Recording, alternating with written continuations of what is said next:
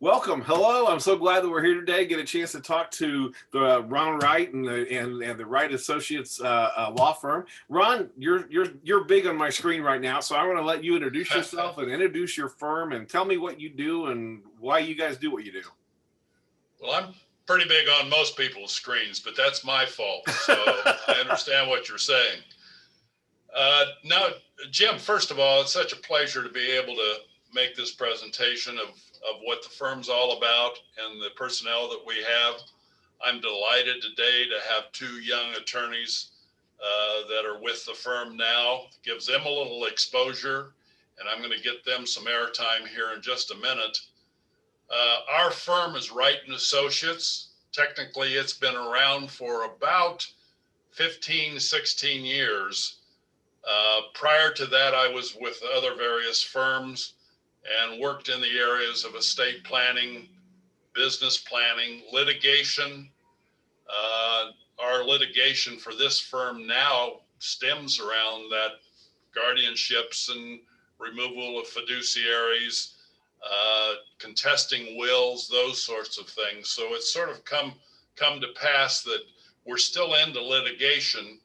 Something Mr. Feddeler here, Theodore Feddeler, who's with our firm, who I'll introduce you to in a minute, he's going to be the heir apparent to the litigation side of things here.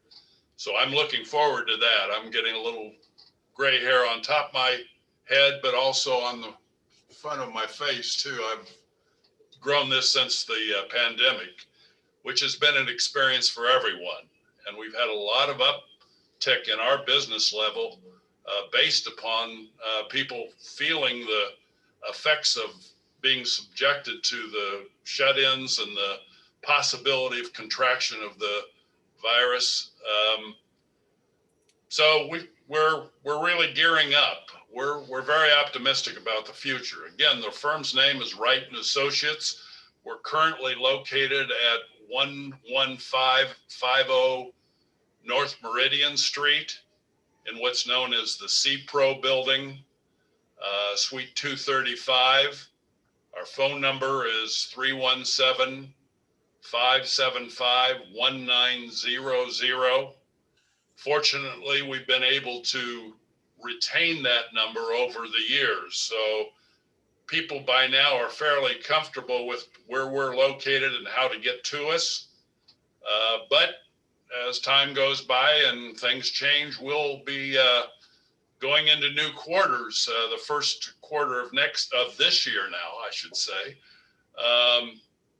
because of the need to make space for these two young men that I'm going to introduce you to in just a second. The firm, as I say, has been around for a while. We've had the great experience of doing almost every type of estate planning you can imagine, which includes succession planning for businesses. We have business clienteles. We've represented a number of corporations and created corporations for people over the years. So we also do succession planning for the next generation coming on for those corporations. So it's a fairly diverse firm. We don't do any criminal law or patent law. But other than that, we can basically take care of our clients' needs and our clients' employees' needs. So we're very proud of that.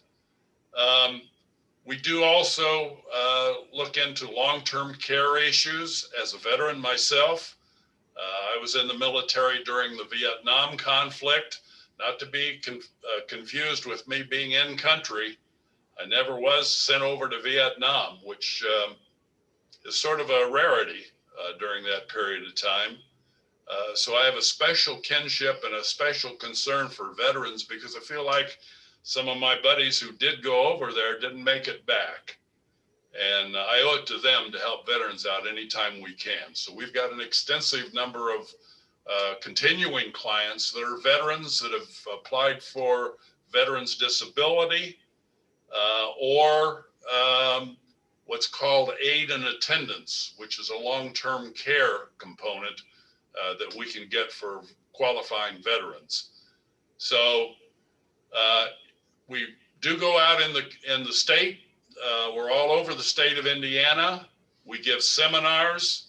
This is a pleasure to do it virtually, but we actually go to Legion Halls, VFWs, and make presentations on the benefits that veterans can receive and estate planning. There's a lot of questions that come up on the estate planning side as well. So, I mean, with that, and I understand we'll be discussing perhaps some issues that you want to bring up at the end and in conclusion of this introduction, but I want to get a couple young men here to get on screen and tell you a little bit about themselves. I'm going to start with Ted Feddeler. Ted, as well as Max Boris, who I'll be introducing you to, or I'll just let Ted go ahead and hand off to Max when he concludes. Both of these guys are Valpo graduates. You can't see it from where you're at, but that's a Valpo diploma up there. So they had an inside track in getting their positions, I have to tell you. That and the fact that they play guitar, both of them, which old man that I am, I'm still taking guitar lessons. One of these days I'll get decent, perhaps. I don't know. But at any rate, there were a lot of reasons why these guys came on board. And I don't want to let their heads explode by saying how good they are, but I'll just say they're keepers. Let's put it that way. So Ted, why don't you take it away and tell us a little bit about yourself? Jim, once again, I want to thank you for having us and giving the opportunity to us to speak here. Can you guys hear me okay? Absolutely. Okay. Ron touched on it a lot. Well, first of all, my name is Ted Feddeler. I'm an attorney here at the firm along with Ron.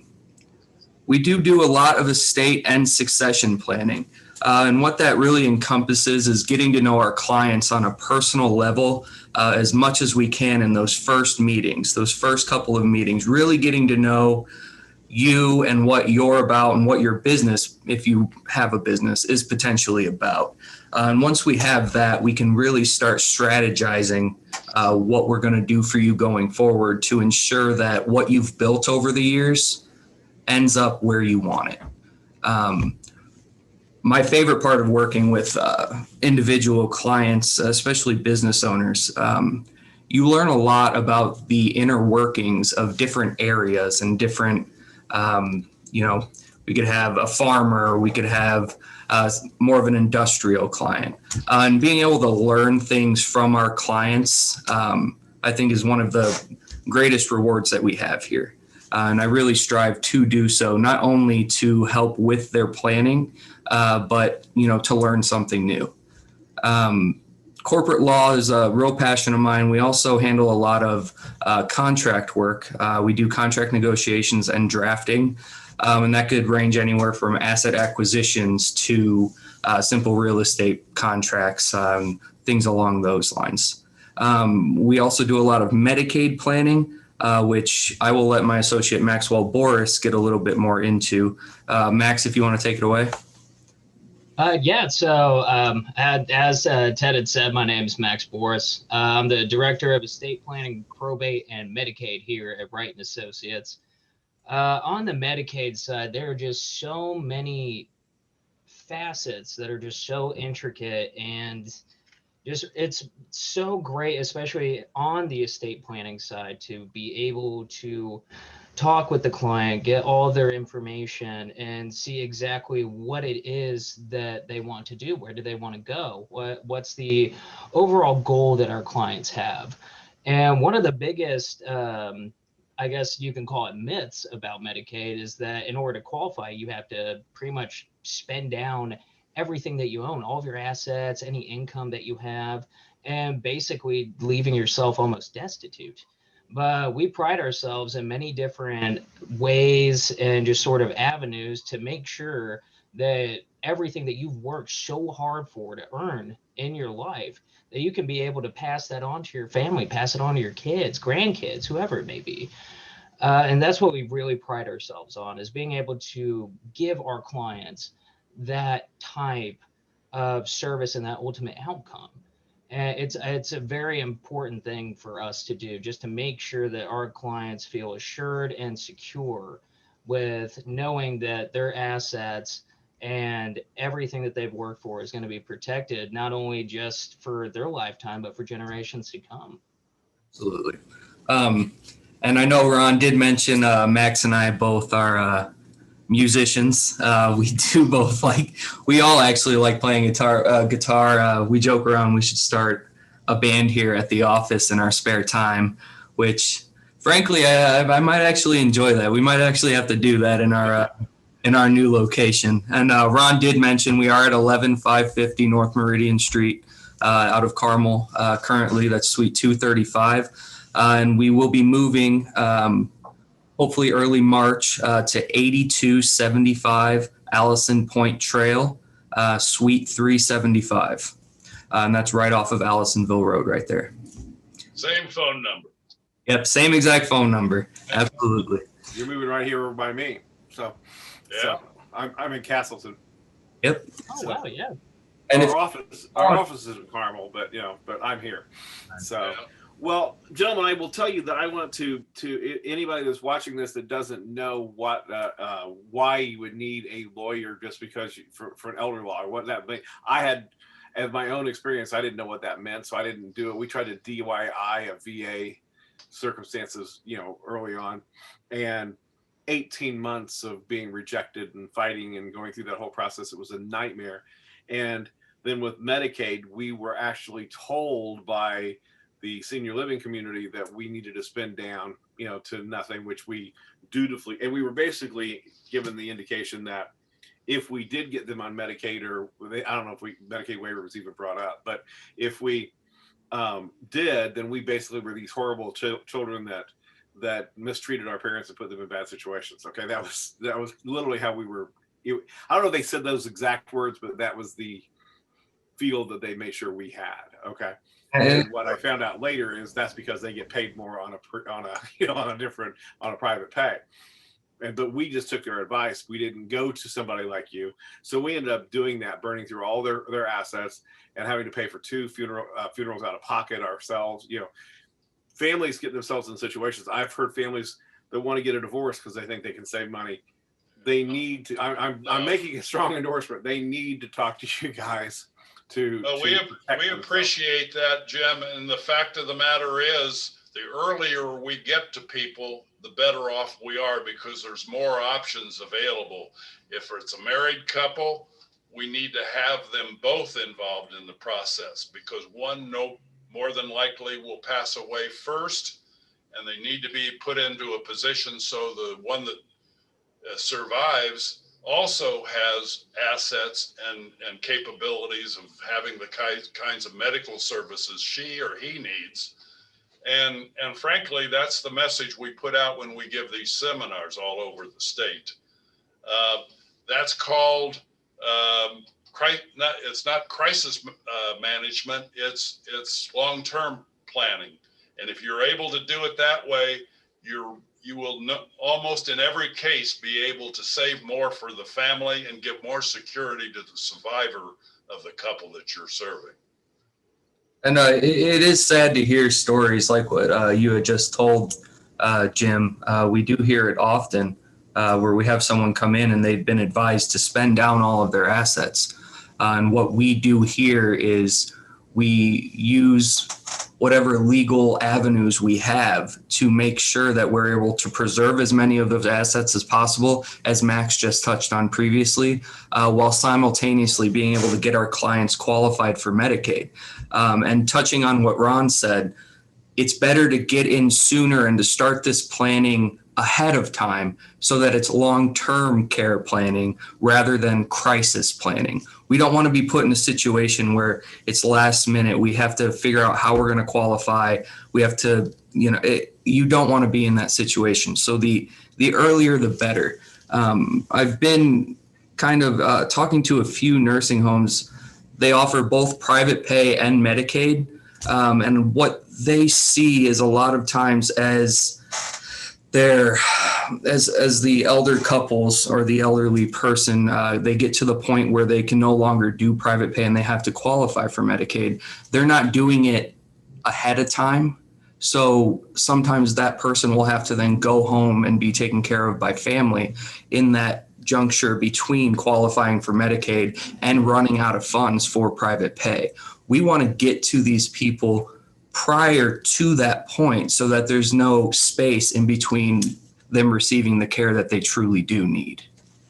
And to piggyback off of that, the most important thing is, just as Ted had said, is getting in before it's too late. For instance, I have this one file that I've been working on for a short period of time, in which they were able to come in before the spouse had to be in a facility.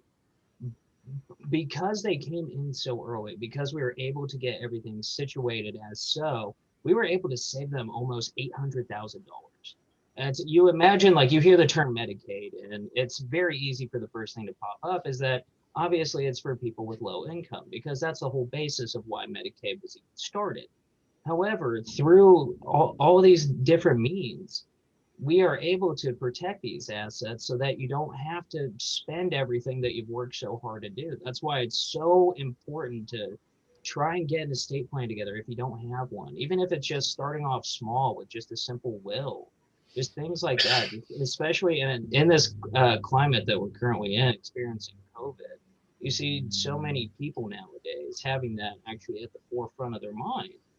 And it is a tough conversation. It always is. I've had to have the conversation with my parents, and just trying to help them through. It's always going to be a tough conversation, but that's why we're here. That's why we love doing what we do, is that we want to help you through that tough time. Very good. Well, I will say that, one of the things that I have learned hanging around guys like yourself, has been, so I'm one of these people that I keep telling people, I go, I can tell you all kinds of stuff that's out there. Can't tell you how to do it, but, but I can tell you who can, but I know that Indiana is one of the better states for wealth preservation with the families or what have you as well. Now, I will say this, I would imagine that a lot of your clients have never had to deal with an attorney before. So they're all of a sudden they're getting older. They're like, now they're telling me I need to go to an elder law attorney. Well, I'm not in any kind of trouble. Why do I need an attorney? So they may be they may be nervous or what have you coming. What's an experience like when they walk in your door or make a phone call? Well, let me start off on that subject as well, because I like the example that Max used just now, where we're saving this gentleman and his family, I should say, $800,000. Well, that would just rock some people back on their heels to say, you can do that? Yeah, we can, in the right place at the right time, if we have enough time to do it. And here's the issue. A lot of people will go to and believe me, I love veterans. I've explained that at the get-go here. But they'll go to their benefits officer at the VFW or the Legion Hall, and they'll pull out the book and they'll say, well, I'm sorry, what you told me, you just don't qualify. Well, our objective is to make you qualify, get you so you can qualify. And many times we'll get somebody on a second referral. Maybe they've gone to the Legion Hall, or maybe they've talked to the county service officer and they've been told again they can't qualify. And we're talking Medicaid now, but we're also talking aid and attendance for veterans. Right. And then they'll come in and they'll be told, you maybe you ought to see an attorney on this. Well, good. They come in, they're a little bit hesitant because maybe they haven't dealt with many attorneys and they don't know what they're getting into. But they walk in the door and you sit down with them and you explain to them, first of all, you get the information, just like Ted and Max both talked about, getting familiar with the client from the get-go. You've got to have that information. But once you do, you can say, okay, we can do this, we can do that, and we'll do this, and then you're going to qualify. And almost half the time, that person will look back at you and say, I could have done that 2 years ago. And of course, your heart sinks because, you can't tell them, no, you couldn't have done that. They could have done that. And that's the real tragedy in that type of situation.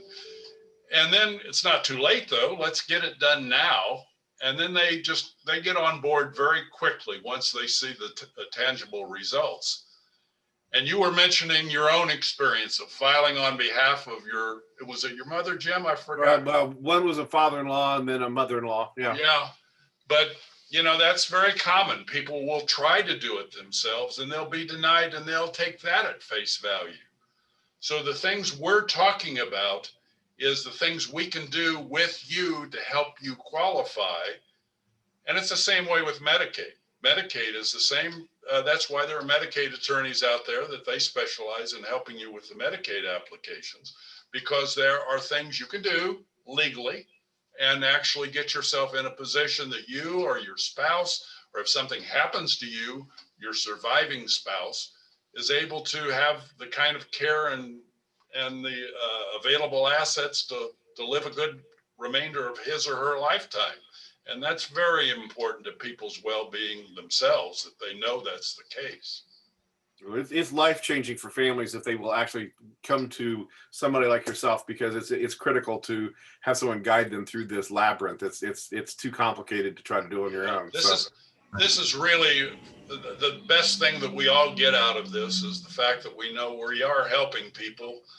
And you would be amazed at the times they come, children come in, adult children come in with their mother or father, and they're coming in, and you can almost see them just at their wits' ends about, how am I going to pull this off now? I can't afford to have my wife quit her job, or I don't have the room in my house to be able to bring them into the house. And normally, by the time they leave, they have I was about to say shake your hand, but I guess pump at this point, yeah, something at this point. But at any rate, that's a very rewarding experience, and it's keeping me in this thing. I've got a few years on me, and I'll admit that. I'm going to hand it over to these guys one of these days. But the fact of the matter is, I enjoy what I do, and I get a big kick out of the respect we get. People come back. I'll have people come back after years that we've done initial work for, and they're still with us, and it's a wonderful thing. So, well, gentlemen, thank you so much for sharing with us today. I loved having you guys on board. And when people are watching this, is there anything that you want to say one last second for them before we sign off? Yeah. I just had my say. I'll let the young men here have their say as a send off on this. Yeah, Jim, what I'll have to say is if you're nervous about coming in and talking to us as, attorneys, we're normal people. We go home every day, take care of our puppies at home, take care of whatever we have to do at home. We go home to our families, and we're just normal people. And what we're here for and what we're out to do is to help you. So come and get to know us and let us help you. Yeah, that was almost exactly what I was going to say as well. Is that there are so many times that you say the word attorney, and you just instantly kind of, so like, it almost comes with like its own little like shade of stigma almost, that you're walking into a realm that you're just not familiar with or comfortable with. And the great thing about this firm, and why I love working here so much, is that it's like a small family. It's we're very close. We're all intertwined and connected, all for the same goal, which is helping. And that's why, even though it's much harder now trying to do in-person interviews, and we've been doing things like this over Zoom, we've been able to talk with clients. I get a face to the file. Like, it's not just a name or numbers to us. You're dealing with real people going through real issues. Like, there's another Medicaid case that I had where he had been denied multiple times, trying to do it on his own, trying to get his wife all taken care of after she was institutionalized. And we had the file, took us about a month. He got approved. I called him to give him the good news, because they sent the approval letter to our office, and he was in tears. And it was making me emotional too. And that's what gets us going. That's the whole reason why we're here. That's why we do what we do. That's why we do this estate planning. That's why we do these consultations. It's all we are here to do is help you. And that's our whole thing with Life's Copilot. We're just trying to introduce everybody to you guys so they don't go through the world not knowing how to find things. So, well, guys, thank you very much. I'm going to sign us off here. So thank you so much.